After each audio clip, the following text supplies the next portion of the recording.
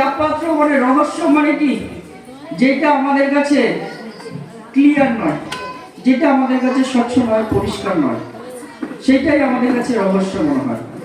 আর জাপাত্র আমরা দেখেছি, সেই জাপাত্র এইখানে আমাদের মিশনারি যে ঘরে ভাড়া থাকছে, মনে হয় তারা পশুপালন করছে, হ্যাঁ গরু তারা পালন করছে, ওখানে তাদের খাবার দেওয়া হয়। আর যে জায়গাটায় খাবার দেওয়া হয় ওইটাকেই জাপাত্র বলা হয়। আর ওই জাপাত্রটাকে এই আজকে আমি নাম দিয়েছি রহস্যময়। অনেকের চোখে তো সিম্পল ব্যাপার, সাধারণ ব্যাপার, গরুর জাপাত্র, আর সেখানে আবার কি বলবে, ওটা তো ওখানে গরু, হ্যাঁ পশুরা তারা ওখানে তো খাবার খায়, এইটাই। কিন্তু এই আজকে আমার কাছে এই জাপাত্রটা রহস্যময় এই জন্য, কারণ প্রভু যিশুকে ওইখানে রাখা হয়েছিল। যারা পশু তারা তো সাধারণভাবে খায়, কিন্তু প্রভু যিশুকে সেইখানে রাখা হয়েছিল। আর সেই জন্য ওইটি আমার কাছে রহস্যময় জাপাত্র, সেটি আপনাদেরকে বলতে চাই। কিন্তু সেইটি বলার আগে প্রভু যিশু তিনি যখন জন্মগ্রহণ করেন, আর জন্মগ্রহণ করা মাত্র আমরা বাইবেল থেকে, ঈশ্বরের বাক্য থেকে আমরা দেখতে পারি, আমরা ওই রহস্যময় জাপাত্র আমার বলার আগে আমরা দেখতে পারি রহস্যময় তারা। পূব আকাশে যে তারা, সেটি কখনো ওঠেনি। যখন যীশু খ্রিস্ট জন্মগ্রহণ করলো সেই সময় ওই তারাটি উঠেছে। তাই ওইটি যীশু খ্রিস্টের ওই জাপপাত্রে আসার আগে, যীশু খ্রিস্টের এই জাপপাত্রে রাখার সময় ওই আমরা দেখতে পারি আগে রহস্যময় জাপাত্র। রহস্যময় জাপাত্র, তার আগে আমরা দেখতে পারি রহস্যময় তারা। আর সেই রহস্যময় তারা যা আগে কখনো এই আকাশে, পূব আকাশে ওঠেনি, এবং সেই রহস্যময় তারার সঙ্গে সঙ্গে নক্ষত্র, রহস্যময় পরিদর্শক আমরা দেখতে পেরেছি। পণ্ডিতেরা ওই পূব আকাশের তারা দেখতে দেখতে তারা কোথায় আসছিল? প্রভু যিশু তিনি জন্মগ্রহণ করেছে সেই গোয়াল ঘরের দিকে, বেথলেহেমে, ওই দিকে তারা রওনা হয়েছে। তাহলে রহস্যময় জাপাত্রের আগে আমরা দেখেছি যীশু খ্রিস্টের জন্মের আগে রহস্যময় তারা, যা আমরা দেখতে পারিনি। আর সেই সঙ্গে সঙ্গে আমরা দেখেছি রহস্যময় পরিদর্শক, পণ্ডিতেরা। সেই পণ্ডিতেরা আগে কখনো আমরা এরকম ঘটনা শুনছি, তারা রহস্যময় তারা ওইটা ফলো করতে করতে যীশু খ্রিস্টকে অনুসরণ করছে। এবং আমরা দেখেছি যীশু খ্রিস্টের সেই রহস্যময় জাপাত্রের সময় রহস্যময় স্বর্গদূতের পরিদর্শন। প্রভু যিশু যখন জন্মগ্রহণ করছে তখন স্বর্গদূতেরা তারা প্রভু যিশু ওখানে এসেছে, প্রণাম তারা করছে। আর সেই মধ্য দিয়ে আমরা দেখেছি রহস্যময় স্বর্গদূত। সেই স্বর্গদূত তারা কি করছে? যারা মেষপালক আছে, সেই মেষপালকদের কাছে সেই স্বর্গদূতেরা গেছে, রহস্যময় স্বর্গদূত, যে তোমরা ভয় পেও না, একজন জন্মগ্রহণ করেছে, আমাদের কাছে মহা আনন্দের সুসমাচার, সেইটি জানানোর জন্য রহস্যময় স্বর্গদূত আমরা দেখেছি। এবং আমরা দেখেছি রহস্যময় স্বপ্ন এবং দর্শন যোসেফের ঘটনা কেন আমি বলি? যোসেফ কুমারী মরিয়মের সঙ্গে তার বাগদত্ত হয়ে গেছে, বিবাহ ঠিক হয়ে গেছে, তার সঙ্গে বিয়ে হবে। কিন্তু যোসেফ জানতে পেরেছিল যে সেই কুমারী মরিয়ম, তার সঙ্গে কোনো মেলামেশা নেই, কোনো সম্পর্ক নেই, কিন্তু তার গর্ভে একটি সন্তান আসছে, সেটি হলো পবিত্র আত্মা দ্বারা প্রভু যীশু খ্রিস্ট। সেই ঘটনাটা যোসেফ শুনে অনেকটা ভয় পেয়ে গেছে, যদি আমি তার সঙ্গে বিবাহ করে নিই, কি সমস্যা হবে, সমাজের সমস্যা হবে। কিন্তু সেই যোসেফের কাছে স্বর্গদূতের স্বপ্ন এবং দর্শন এসেছিল যে তুমি তাকে গ্রহণ করো। তার গর্ভে যে আছে সে হলো এই পবিত্র আত্মা, সে পবিত্র আত্মা হইতে এই জগতে আসিয়াছে। সেই ঘটনা আমরা দেখেছি রহস্যময় স্বপ্ন এবং দর্শন যোসেফের মধ্যে। সেই স্বপ্ন এবং দর্শন দেখে যোসেফ সে ভয়মুক্ত হয়েছে সমাজ থেকে এবং মরিয়মকে গ্রহণ করেছিল। এবং আমরা দেখেছি রহস্যময় গর্ভবতী মহিলা, সেটা হলো কে? কুমারী মরিয়ম। এটাই তো রহস্যময়, যে তার গর্ভে সন্তান এসে গেছে, কোনো কিছু ছাড়াই সন্তান এসে গেছে। এই রহস্যময় গর্ভবতী মহিলা কুমারী মরিয়ম, তার জীবন আমরা দেখছি যে পবিত্র আত্মা হইতে তিনি গর্ভবতী হলেন। এবং আমরা দেখেছি রহস্যময় অবতার আবির্ভাব। সেটা কি? অবতার মানে আমরা জানি উদ্ধারকর্তা, তার আবির্ভাব রহস্যময় ভাবে হয়েছে। যীশু খ্রিস্ট তিনি জন্মগ্রহণ করলেন, এই রহস্যময় ঘটনা আমরা দেখেছি। এইগুলো কিন্তু রহস্যময়, এইগুলোই ছিল রহস্যময়। কিন্তু এই রহস্যময়ের থেকে আরেকটি বিষয়, সেটি হলো রহস্যময় জাপাত্র। আপনাদেরকে এই আমি শেয়ার করতে চাই। কিন্তু আজকে বলতে চাই, আজকে আমাদের ক্রিসমাস, আজকে আমাদের বড়দিন। আর আজকের বড়দিন মানে আমরা কি করছি, অনেক আমরা সেজে এসেছি। আমিও খুব সুন্দর করে সেজেছি, তাই তো নাকি? আমি সেজেছি তো খুব সুন্দর করে আজকে। আপনারা সকলে খুব সুন্দর করে সেজে এসেছেন, খুব ভালো লাগছে আপনাদেরকে, সকলে খুব সুন্দর লাগছে। খুব সুন্দর সুন্দর নতুন ড্রেস আপনারা পরে এসেছেন, খুব সুন্দর আপনাদের লাগছে। আজকের এই ক্রিসমাস আমরা খুব সুন্দরভাবে আমরা সেজে এসেছি। আমরা অন্য দিনের থেকে আজকে সব থেকে ভালো করে সেজে এসেছি। আজকে দেখা সকলে আমরা একত্রিত হব। আমার ভালো ড্রেস আছে, আমার ভালো আমাকে দেখতে লাগবে, সেটা আমাকে আজকে দেখাতে হবে। কিন্তু আজকের ক্রিসমাস আমরা কত সুন্দর বেলুন আমরা করেছি। আজকের ক্রিসমাস আমাদের মিজোরাম প্রেসবিটেরিয়ান চার্চ তাদের মধ্য দিয়ে এই কত বড় আমরা হরিণবাড়ি চার্চ আমরা পেয়ে গেছি। কত সুন্দরভাবে আমরা বসে আছি আজকের ক্রিসমাস, আজকের বড়দিনে। সুন্দরভাবে বৃষ্টি হচ্ছিল বাইরে, কিন্তু ভিতরে আমাদের ব্যবস্থা আছে। যদি বৃষ্টি হয় ভিতরে আমরা বসতে পারবো, আমরা বসতে পেরেছি সুন্দর করে, কোনো সমস্যা নেই। আজকের ক্রিসমাস, আজকের ক্রিসমাসে আমরা খাবার আমরা রেডি করছি, সকলে মিলে আমরা আনন্দ করব, আমরা ভোজন করব আজকে উদযাপন করার পরে। তাই আজকে ক্রিসমাস অনেক সুন্দর লাইট, পাখা, সমস্ত কিছু, প্যান্ডেল, কত কিছু আমরা করে রেখেছি। কত সুন্দর সুন্দর করে আমরা আমাদের জায়গাটাকে সুন্দর করে সাজিয়েছি। ফুলের জায়গা আছে, ওয়াশরুম আছে, সমস্ত কিছু ব্যারিকেড করা আছে। এইটা আমাদের হরিণবাড়ি চার্চ। আমরা এখানে খুব কনফিডেন্ট, আত্মবিশ্বাসের সঙ্গে আমরা প্রবেশ করেছি এইখানে আমাদের বড়দিন। কিন্তু আজকে আপনাদেরকে বলতে চাই যে এটা কত ক্রিসমাস, কত বড়দিন আমরা পালন করতে করতে আজকে আমরা এসেছি। কিন্তু আজকে আপনাদের বলতে চাই, আমাদের প্রথম ক্রিসমাস, প্রথম বড়দিন এমনই মনে করায় যে এটা অলৌকিক ও কৌতূহল ও রহস্যময় রাত ছিল। আমাদের প্রথম বড়দিন সেটি কেমন ছিল? অলৌকিক বড়দিন। কেউ ওই সময় বিশ্বাস করতে পারবে না এইরকম রহস্যময় তারা, রহস্যময় পণ্ডিত, রহস্যময় স্বর্গদূত, রহস্যময় গর্ভবতী মহিলা কুমারী মরিয়ম, রহস্যময় স্বপ্ন জোসেফের, রহস্যময় আমরা অবতার প্রভু যীশু খ্রিস্ট এই জগতে ভূমিষ্ঠ হলেন। এইরকম আমরা কখনো আমরা দেখিনি। কিন্তু প্রথম ক্রিসমাস ছিল এরকম অলৌকিক এবং রহস্যময় এবং কৌতূহলের রাত ছিল। এইটাই ছিল আমাদের প্রথম ক্রিসমাস। আর সেই প্রথম দিনে আমরা তো খুব সুন্দর সেজে গেছি, আছি, কিন্তু আমাদের ওই সময় গোয়াল ঘরে আমাদের স্থান ছিল প্রথম বড় দিনটা। এটা আমরা খুব সুন্দরভাবে আমরা কংক্রিটের এই ঘর আমরা ব্যবহার করছি, কিন্তু সেদিন গোয়াল ঘর ছিল। আর সেই গোয়াল ঘরে অনেক সুন্দর সুন্দর সেন্ট ছিল। আজকে আমরা সুন্দর সেন্ট মেখেছি, কিন্তু সেদিন অন্যরকম সেন্ট ছিল। কিন্তু স্বর্গদূতেরা তারা এসেছে, পণ্ডিতেরা তারা এসেছে, মেষ কলকেরা তারা এসেছে, এইরকম সেদিন ছিল। আর সেই দিন আজকে আপনাদেরকে বলতে চাই যে সেই দিন এরকম অলৌকিক কৌতূহল এবং রহস্যময় আমাদের প্রথম বড়দিন ছিল।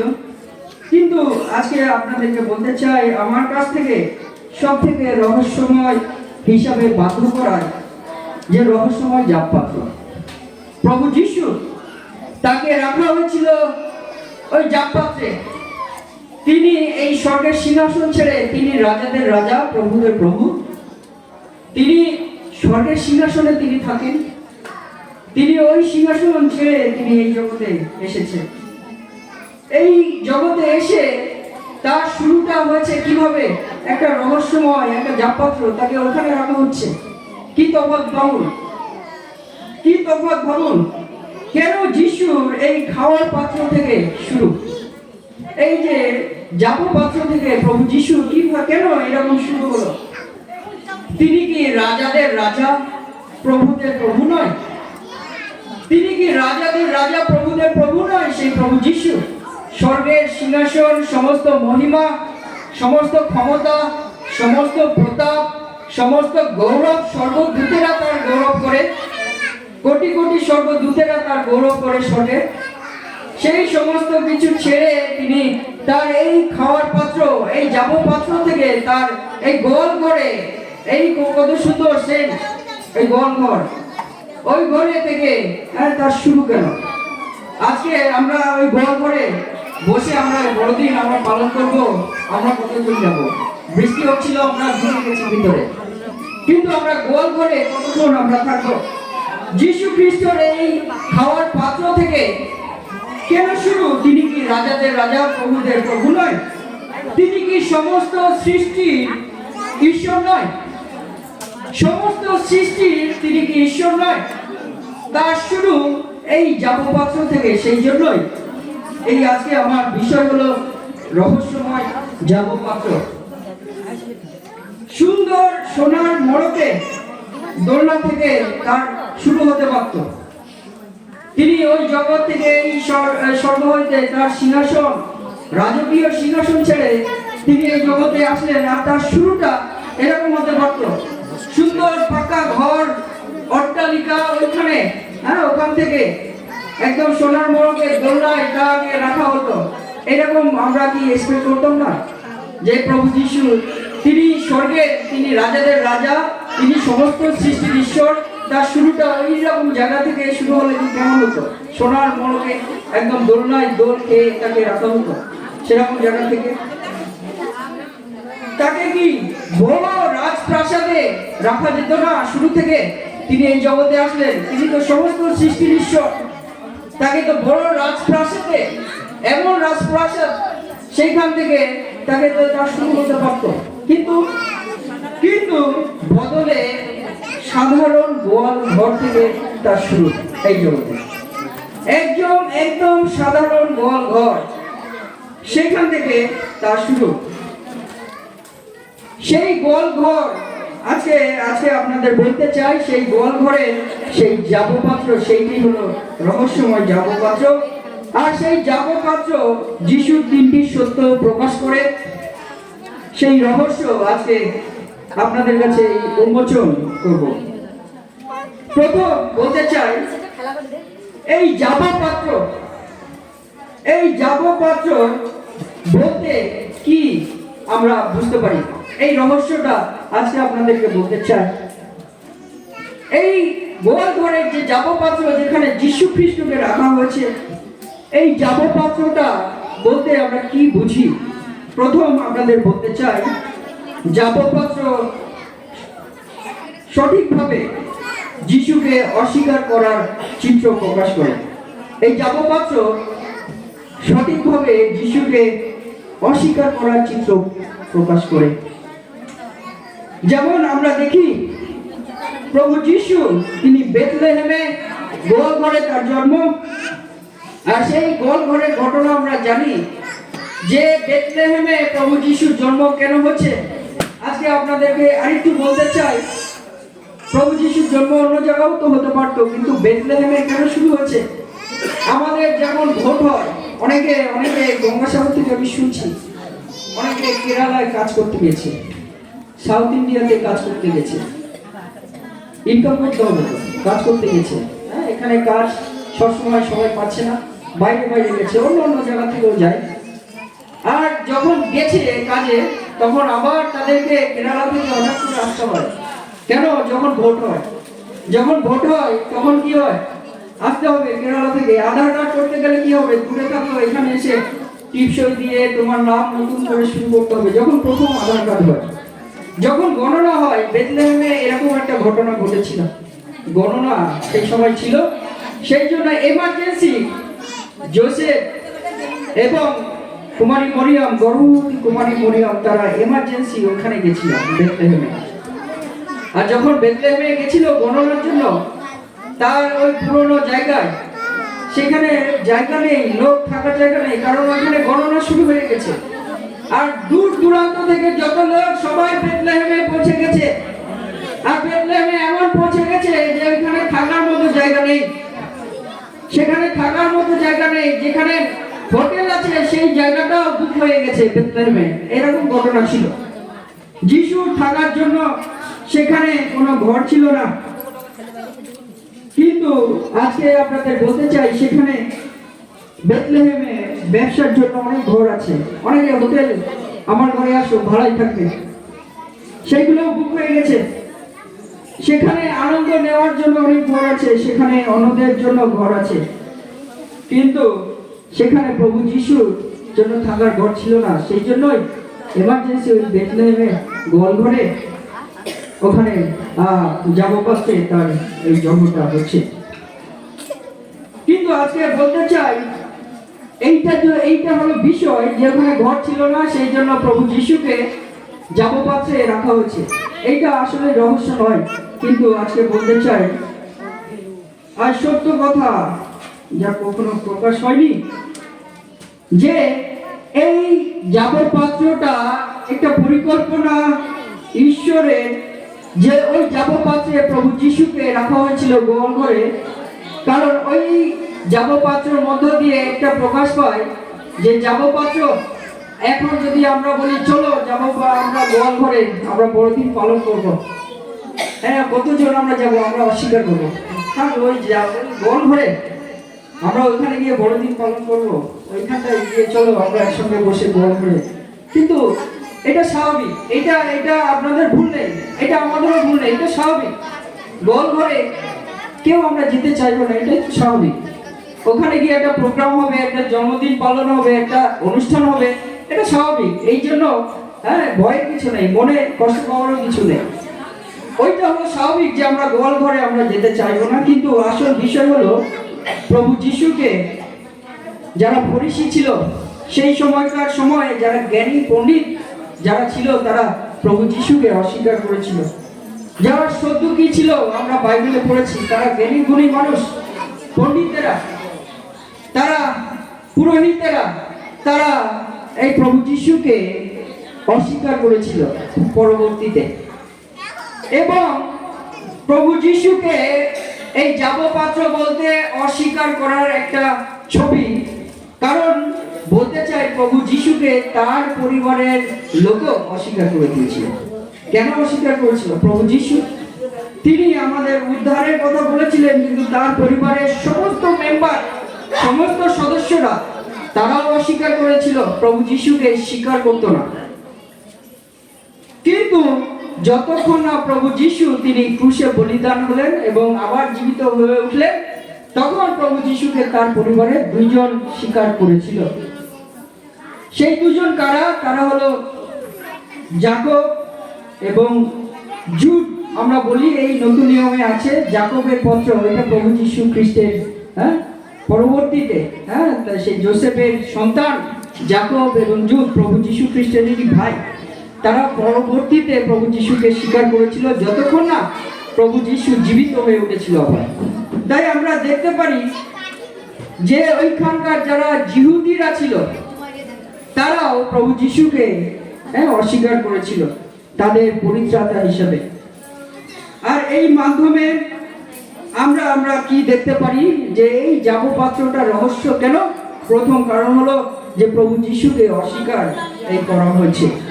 অনেকে এই প্রভু যিশুকে অস্বীকার করে দিয়েছে, প্রভু যিশুকে। সুতরাং যিশু জাগতিক জীবনে অস্বীকারের মুখোমুখি হলো। এই জগৎ মানুষ আজও যিশুকে অস্বীকার করে। আর এই জন্য আমরা দেখতে পারি এখনো অব্দি প্রভু যিশুকে, এখনো আমরা দেখি অনেকেই, এখনো অব্দি বহু মানুষ প্রভু যিশুর সুসমাচার গেছে, এমন যায়নি এমন নয়। প্রভু যিশু তিনি আমাদের পাপ হতে পরিত্রাণ করবেন, সুসমাচার গেছে, কিন্তু এখন অনেক মানুষ তারা শুনেছে, কিন্তু শুনেও অস্বীকার এই করেছে। সেই জন্য বলতে চাই, এই যাবপাত্র বলতে অস্বীকার করার একটা ছবি বা এই অস্বীকার করার একটা চিত্র এটা প্রকাশ করে। কিন্তু আজকে আপনাদেরকে বলতে চাই যে প্রভু যিশু, তাকে স্বীকার করার মধ্য দিয়ে আমরা কিন্তু পরিত্রাণ আমরা পাই, স্বর্গে যাওয়ার আমরা অধিকার আমরা পাই। দ্বিতীয়ত আপনাদের বলতে চাই, এই যাবপাত্র বলতে যিশুর মাধ্যমে মুক্তি পাওয়ার ছবি প্রকাশ করে। এই রহস্যময় যাবপাত্র, যে যাবপাত্রটা সেইটা হলো রহস্যময়, কারণ এই যাবপাত্রের মধ্য দিয়ে প্রভু যিশুর মাধ্যমে মুক্তি পাওয়ার ছবি, উদ্ধার পাওয়ার ছবি, পরিত্রাণ পাওয়ার ছবি প্রকাশ পায়। তিনজন পণ্ডিত যাবপাত্রে যিশুকে খুঁজে পায়। ওই পূর্ব দিকে তারা, যেটা রহস্যময়, তারা ওইটা দেখতে দেখতে তিনজন পণ্ডিত তারা প্রভু যিশুকে তারা খুঁজে পায়। এবং চিন্তা করুন, ওই যাবপাত্র কেমন যাবপাত্র, যেখানে তিনজন পণ্ডিত এসে প্রভু যিশুর কাছে এসেছে এবং প্রভু যিশুকে খুঁজে পায় এবং তার কাছে তারা প্রণাম করে। কিন্তু চিন্তা করুন, ওই যাবপাত্রটা, ওই রহস্যময় যাবপাত্রটা কেমন যাবপাত্র? মেষদের খাদ্য ভোজনের যাবপাত্র, যেখানে খাবার খায়, পশুরা যেখানে খাবার খায়, ওই খাদ্য ভোজনের ওইটা পাত্র। এবং যে প্রথম ব্যক্তি যার পেশা মেষকে দেখভাল করা, এবং ওই যাবপাত্রটা আপনারা দেখেছেন, যাদের পশু পালন করছেন, গরু যারা পালন করছেন, ওই খাবারটা যেখানে দেওয়া হয় ওইটা হলো পশুর খাবারের জায়গা। আর 2 নম্বর বিষয় হলো ওইটা একজন টেক কেয়ার করে, একজন পালন করে, ওই খাবার ঠিকঠাক ভাবে দেওয়া, পরিচালনা করা। যার যার এই পশু আছে আপনারা সেটা দেখভাল করছেন, সেটিকভাবে ওই যাবপাত্র কাজটা ঠিক এরকম যে ওইটা একজন কি করে ওইটা দেখভাল করে। এবং আজকে আপনাদের বলতে চাই, যোহন 1:29 ওইটি পাঠ করার জন্য একটু আমি অনুরোধ জানাই যে কোনো একজন। যোহন 1:29।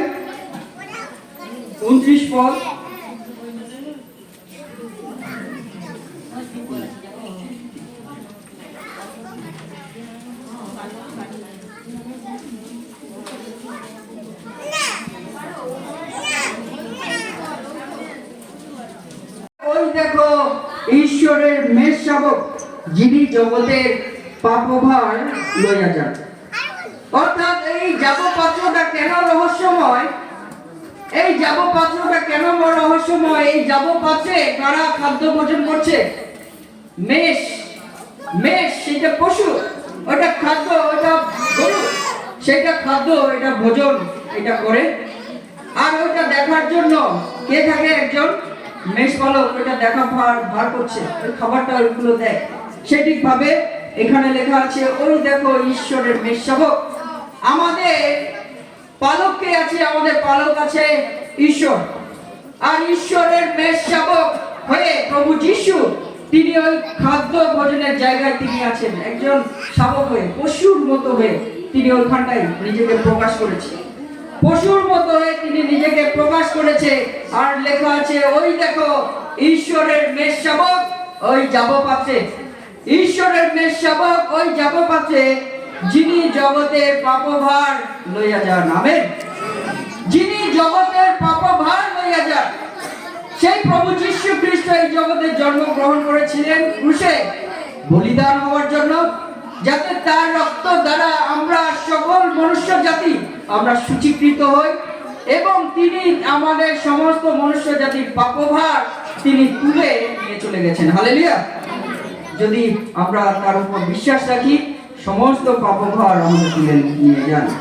তাই পুরাতন নিয়মে মেষকে বলিদান করা হতো পাপ থেকে মুক্তির জন্য, আর আমাদের নতুন নিয়মে আমাদের সকল মনুষ্য জাতির পাপ থেকে মুক্তির জন্য ওই দেখো ঈশ্বরের মেষ শাবক, যিনি জগতের পাপভার তুলিয়া লইয়া যান। আমেন। এই জন্য এই যাবপাত্র রহস্যময়। এই যাবপাত্রে প্রভু যিশুর আসার কি কারণ আজকে বলতে চাই। তিনি আমাদের আপনাদের সকলে পাপভার তিনি তুলিয়ে নিয়ে গেছেন। হালেলুয়া। এবং আরেকটি বিষয় আপনার বলতে চাই যে তিনজন পণ্ডিত সেই যাব পাত্রে তারা এসেছিলেন, ওই যাব পাত্রে যেটা মতো আছে, সেই যাব পাত্রে যখন তিনজন পণ্ডিত ওই প্রভু যিশুর সামনে এসেছিলেন আর কি উপহার দিয়েছিলেন ওইটা গোপন আছে। ওই উপহার কারোর কাছে কে জানে না, সকলে জানে। আমাদের প্রভুকে যে উপহার দেওয়া হয়েছিল ওই যাব পাত্রে, ওইটা কি গোপন আছে? ওইটা কি আমরা লুকিয়ে লুকিয়ে, আমরা বাইবেলে আমরা দেখেছি লুকিয়ে লুকিয়ে প্রভু যিশুকে দেওয়া হচ্ছে? ওইটা কেন গোপন করার? যে উপহারটা প্রভু যিশুকে একটা দান করা হয়েছিল, প্রভু যিশুকে দেওয়া হয়েছিল, কেন দেওয়া হয়েছিল? ওইটা কি গোপন? ওটা করে দিতে পারত? ওটা গোপন করলো না কেন? আমাদের মনে হয় যে আমরা অনেক সময় আমরা এই গোপন দেওয়াটাই ভালো, কিন্তু ওইটা কেন প্রকাশ করা হচ্ছে? ওই দান, ওই উপহার, যা কিছু প্রভু যিশুকে উপহার হিসেবে দেওয়া হচ্ছে, ওটা কেন ওটা প্রকাশ করা হচ্ছে? আজকে আমরা নিজেদেরকে আমরা প্রশ্ন করি। প্রভু যিশু এটা বারবার করে জন্ম নেয়নি, প্রভু যিশু বারবার করে জগতে আসেনি। প্রভু যিশু তিনি একবার এসেছেন আর একবার তিনি আসবেন, দুইবার। কিন্তু সেই উপহারটা কি ছিল? প্রথম হলো কি ছিল? স্বর্ণ। আর দ্বিতীয় আপনারা বলুন কুন্দ্রু আর গন্ধরস। সোনা দেওয়া হয়েছে, সোনা পাওয়া যায় সেখানে, সোনা দেওয়া হয়েছে। ওইটাকে তো আমরা গোপন করে দিতে পারতাম। ওইটা যারা এই বাংলায় অনুবাদ করেছিল উইলিয়াম ক্যারি, সেটা তো উইলিয়াম ক্যারি বাংলায় যখন এই বাইবেল বাংলায় যখন তিনি ছাপাখানা প্রথম খুলছেন এই ওয়েস্ট বেঙ্গলে শ্রীরামপুরে, সেই উইলিয়াম ক্যারি এই বাইবেলটাকে ওই শর্তগুলো গোপন করে দিতে পারত যে প্রভু যিশুকে স্বর্ণ দেওয়া হয়েছে, প্রভু যিশুকে কুন্দরু দেওয়া হয়েছে, প্রভু যিশুকে গন্ধরস দেওয়া হয়েছে, ওইটা গোপন করে দাও। ওটা লেখার দরকার নেই, ওটা দেখে ফেললে ঈশ্বর। কিন্তু আজকে আপনাদেরকে বলতে চাই, সেই উইলিয়াম ক্যারি, এই প্রভু দয়াতে এই আমার সৌভাগ্য ছিল, উইলিয়াম ক্যারি প্রথম এই আমাদের এই ওয়েস্ট বেঙ্গলে প্রথম যে চার্চ, ওই চার্চের পাশে ঘর আমি ছিলাম প্রায় 2 বছর। প্রভু দয়া এটা আমি পেয়েছি। কিন্তু আজকে আপনাদেরকে বলতে চাই তিনটি উপহার যেটা প্রকাশ করা হয়েছে প্রভু যিশুকে তিনজন পণ্ডিত এসে দিয়েছিলেন।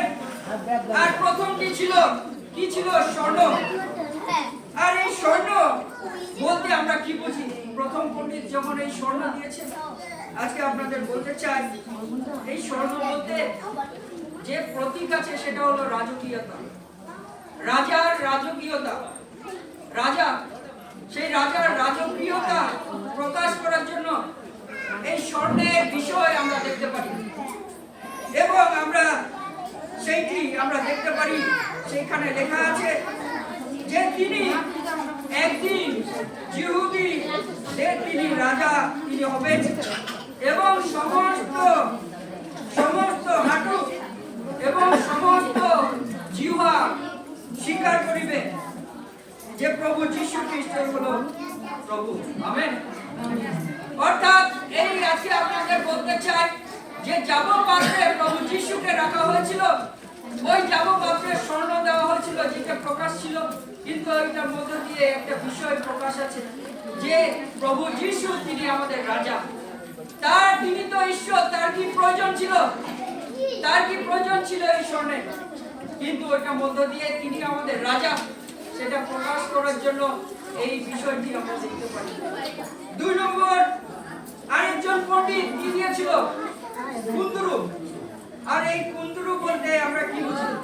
আমরা অনেকবার পাঠ করেছি, আমিও ছোটবেলা থেকে পাঠ করতে করতে আমি কুন্দরু মনে কখনো আমি ধরতে পারিনি। কি কুন্দরু বিষয়টি আমি চিন্তা করছি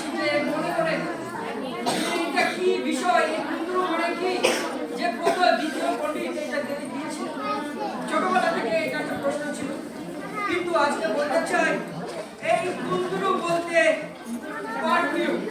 এই আজকে যারা এই পারফিউম মাখছে, একটু একটু করে পারফিউম যারা মাখছে, ওটা কি একটা ইনফরমেশন আছে? ওই যে আগেকার সময় এই যে কুন্দরু মানে হলো পারফিউম হিসেবে ব্যবহার করতো। এই কুন্দরুটাকে আগেকার সময়ে পারফিউম হিসেবে ব্যবহার করতো। আর কতটা অর্থপূর্ণ দেখুন, যে আমাদের এই কুন্দরু বলতে আরেকটি বিষয়, পারফিউম বলতে সুগন্ধি। যেটা আপনারা দেখেছেন যে ধূপ, ধূপ দেখেছেন তো, কতবার এখানে ধূপ আমি দেখেছি, ওখানেও ধূপ দিয়েছে। ওই ধূপটা কেন দেওয়া হতো? ওই ধূপটা হলো আরাধনা করার জন্য আমরা ব্যবহার করি। অন্য বিষয় আমরা যেমন ব্যবহার করি, কিন্তু সব থেকে বেশি ওই ধূপটাকে আমরা কি জন্য ব্যবহার করছি? আরাধনা করার জন্য। আজকে আপনাদেরকে বলতে চাই যে দ্বিতীয় পণ্ডিত কুন্দরু দিয়েছিল, ওই কুন্দরু মানে হলো আরাধনার প্রতীক। প্রভু যিশুর চরণ তলে দিয়েছিল, কতটা অর্থপূর্ণ যে প্রভু যিশু তিনি আরাধনার যোগ্য এবং সেই উপাসনার যোগ্য। Amen, hallelujah. আজকে বলতে চাই দ্বিতীয় পণ্ডিত যে কুন্দরু দিয়েছিল, সেটা আমরা ব্যবহার করি আরাধনা উপাসনার জন্য, গায়ে মাখার জন্য নয়, কিন্তু আরাধনা এবং উপাসনার জন্য। সেই কুন্দরুটা আজকে বলতে চাই যে প্রভু যিশু তিনি আরাধনা এবং উপাসনার জন্য, যিনি আমাদের ঈশ্বর। সেই জন্য ওই রহস্যময় জামপাত্রের সামনে কুন্দরু দেওয়া হয়েছিল। 3 নম্বর সব থেকে রহস্যময় উপহার, সব থেকে এই 3টি উপহারের মধ্যে সব থেকে রহস্যময় উপহার এই রহস্যময় জামপাত্রের সামনে রাখা হয়েছিল। সেটা কি ছিল? গন্ধরস। আর যদি এই প্রশ্ন করি, গন্ধরস প্রভু যিশুর কাছে কেন রাখা হচ্ছে? এই গন্ধরস মানে কি? অনেকবার আমরা পাঠ করেছি, অনেকবার আমরা জেনেছি, কিন্তু এই গন্ধরস মানে কি? প্রভু যিশুর কাছে রাখা হলো। আজকে আপনাদের বলতে চাই যে সব থেকে রহস্যময় যে উপহার, যে তৃতীয় পণ্ডিত প্রভু যিশুর সম্মুখে ওই রহস্যময় জামপাত্রের সামনে রাখা হয়েছিল, এই রহস্যময় জামপাত্রের সামনে সেটি হলো গন্ধরস। আর এই গন্ধরস কি কাজে ব্যবহার হয়? আগেকার সময়ে গন্ধরস ব্যবহার করা হতো মৃতদেহে, যারা মারা যায় তাদের দেহে লেপন করার জন্য, তাদের দেহে লেপন করার জন্য। কিন্তু যীশু খ্রিস্ট জন্মগ্রহণ করেছে, আর মৃতদের জন্য যে গন্ধরস দেওয়া হয়, সেটা সেই 3 নম্বর পণ্ডিত সেটা দান করলো। এটা কতটা রহস্য, এটা কতটা আশ্চর্য বিষয়, এটা কতটা আমাদের কাছে কৌতূহল যে জন্মগ্রহণ করেছে আর তার কাছে রাখা হয়েছে গন্ধরস উপহার হিসেবে। যে গন্ধরস দেওয়া হয় মৃতদেহে প্রলেপ করার জন্য, এই মৃতদেহ প্রলেপ করার জন্য কেন এটি দেওয়া হলো?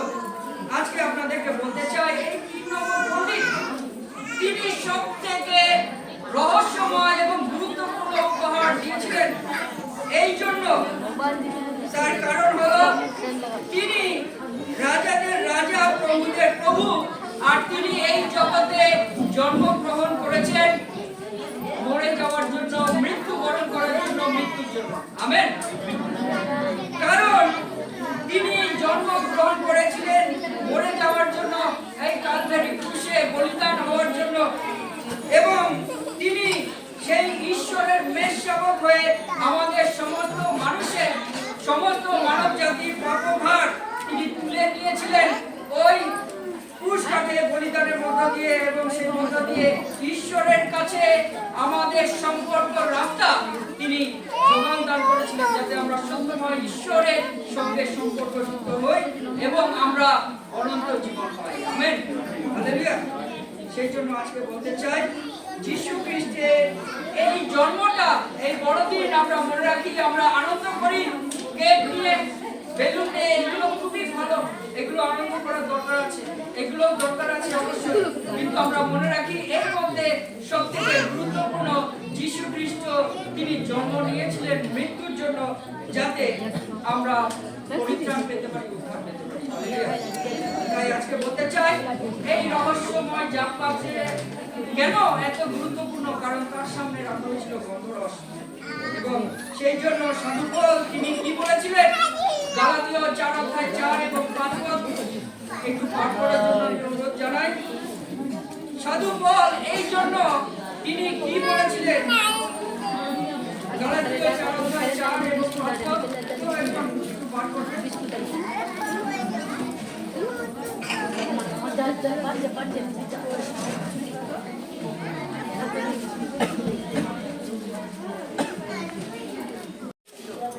এবং 3 নম্বর আপনাদের বলতে চাই, এটি শেষ করে আমি শেষ করবো এই পয়েন্টটি, যে জাপপাত্র বলতে সঠিকভাবে যিশুর নাগাল যোগ্যতা ছবি প্রকাশ করে।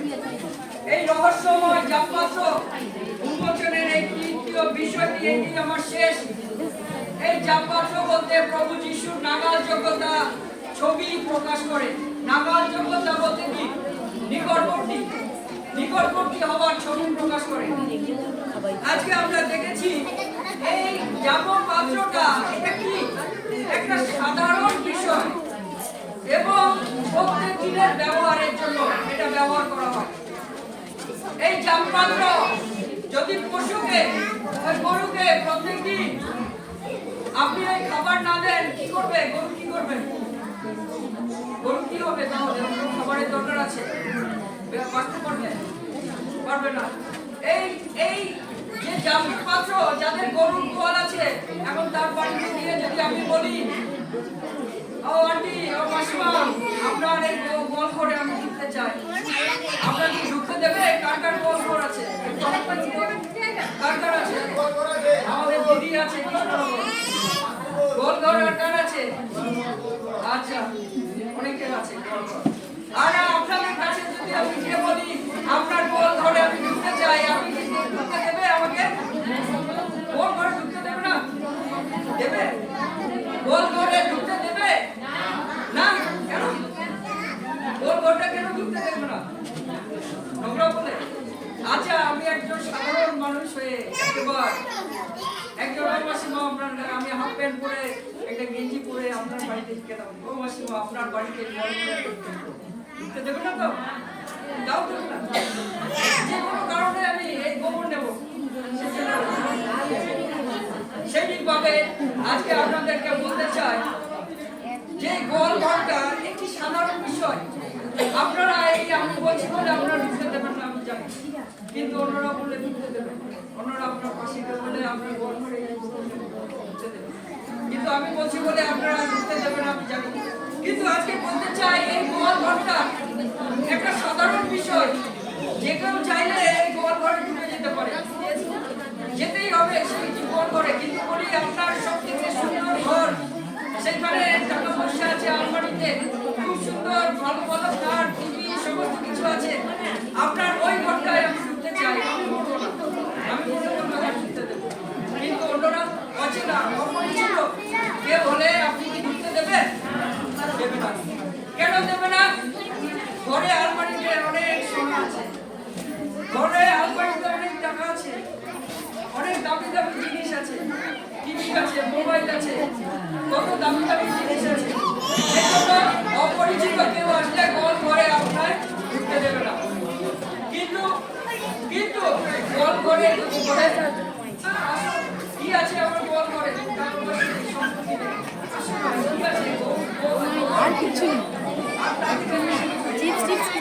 সেটিভাবে আজকে আপনাদের বলতে চাই, এই জাপপাত্র, এই রহস্যময় জাপপাত্র, সেটি হলো প্রভু যিশুর নাগাল যোগ্যতা প্রকাশ করে। কারণ এই জাপপাত্রটা খুবই সাধারণ বিষয় এবং প্রত্যেক দিনের ব্যবহার। সেটা আপনার আশেপাশে কি আছে? আমার গোয়াল ঘরে গোবর আছে, ওইটাই তুমি নিয়ে যেতে পারবে। সেটিভাবে আপনাদের বলতে চাই যে এটা খুবই সাধারণ, যে কেউ চাইলে এটা প্রকাশ করতে পারবে।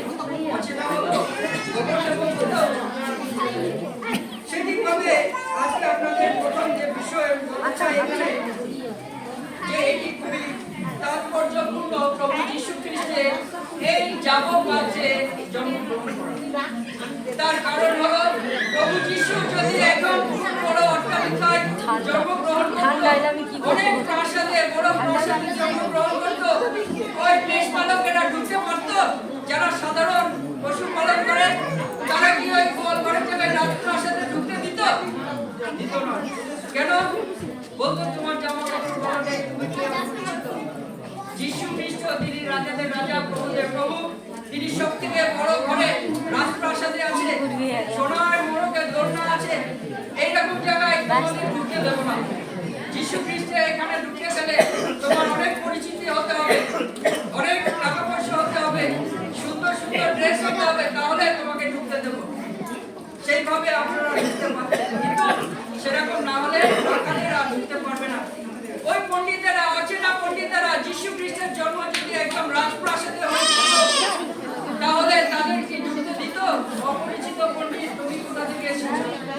তোমার থেকে বড় বড় পণ্ডিত আমি টাকা দিয়ে আমি নিয়ে আসবো যিশু খ্রিস্টের কাছে, তোমার এখানে হবে না, সেটা ঢুকতে পারবে না। সেই জন্য আজকে আপনাদের বলতে চাই, এই জামপাত্রটা রহস্যময় জামপাত্র, কারণ এইটা হলো যিশুর নাগাল যোগ্যতা প্রকাশ করে। যে কেউ ওই প্রভু যিশুর কাছে পৌঁছে যেতে পেরেছে।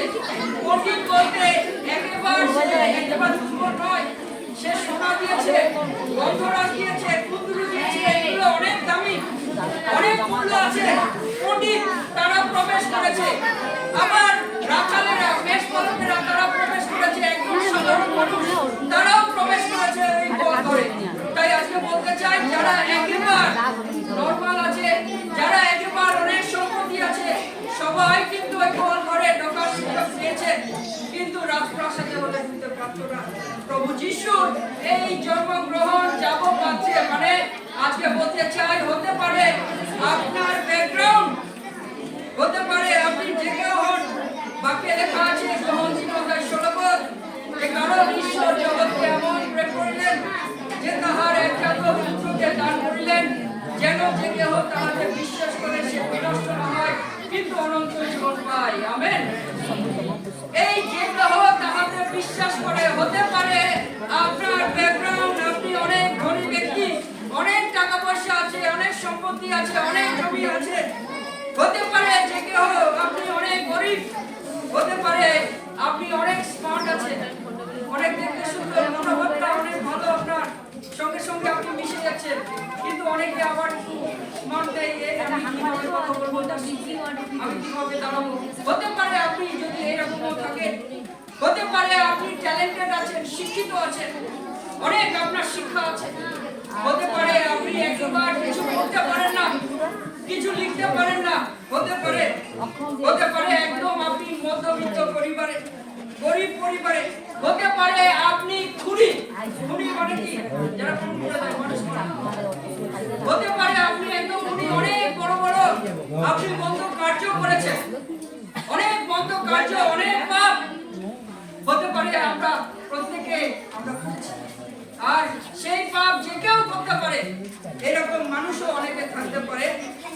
হতে পারে আপনি দর্শন আপনার আছে, হতে পারে আপনার অনেক যোগ্যতা আপনার আছে, হতে পারে আপনি হলো মন্দ লোক, আপনি হলো পাপী লোক, আপনার মনে হতে পারে।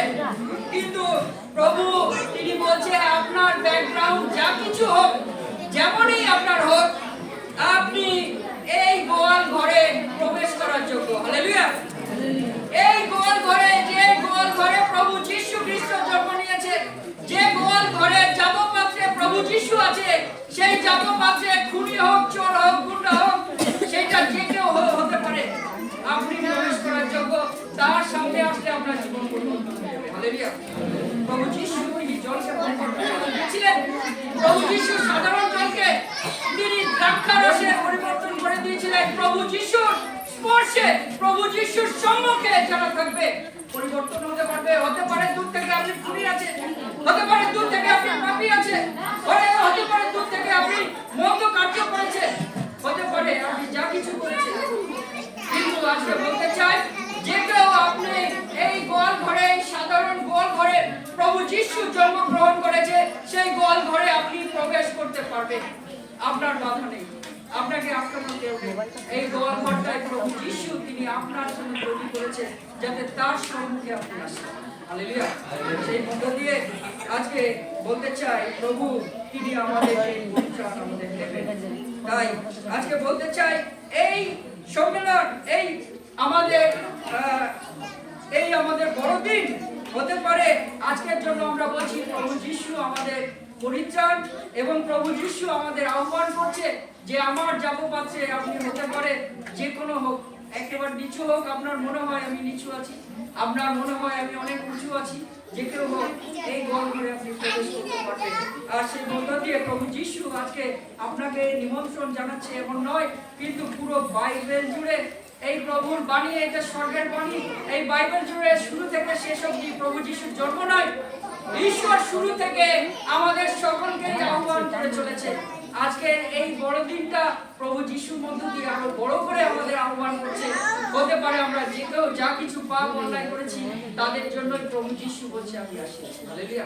প্রভু যিশু বলছে আমি ধার্মিকের জন্য আমি আসিনি, কিন্তু আমি যারা অধার্মিক, যারা মনে করছে আমি পাপ করেছি, আমি অন্যায় করেছি, আমি মন্দ কাজ করেছি, সকলের জন্য প্রভু তিনি আমাদের আহ্বান করছেন। এবং সেই সঙ্গে সঙ্গে যারা মনে করছে ধার্মিক আছে তাদেরও প্রভু যিশুর চরণতলে আসার সুযোগ আছে। হালেলুয়া।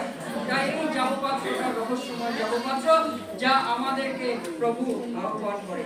তাই এই মধ্য দিয়ে আজকে আপনাদেরকে উৎসাহিত করতে চাই, আসুন এই রহস্যময় যাবপাত্র, যে যাবপাত্রে প্রভু আমাদের আহ্বান করে পরিত্রাণের জন্য। এইখানে আমাদের হতে পারে অনেক বিশ্বাসী অনেক দিন ধরে আছে, পাপ করেছে, ও পাপ করেছে, ওর আর পরিত্রাণ হবে না, এরকম নয়। প্রভু তিনি তার সম্মুখে যদি যে কোনো সময় আসবে, প্রভু তার জীবন পরিবর্তন করে দিতে পারে। হালেলুয়া। এটা আমাদের ক্ষমতা নেই, এটা মানুষের ক্ষমতা নেই, এটা আমাদের প্রভু যিশুর ক্ষমতা আছে। হালেলুয়া।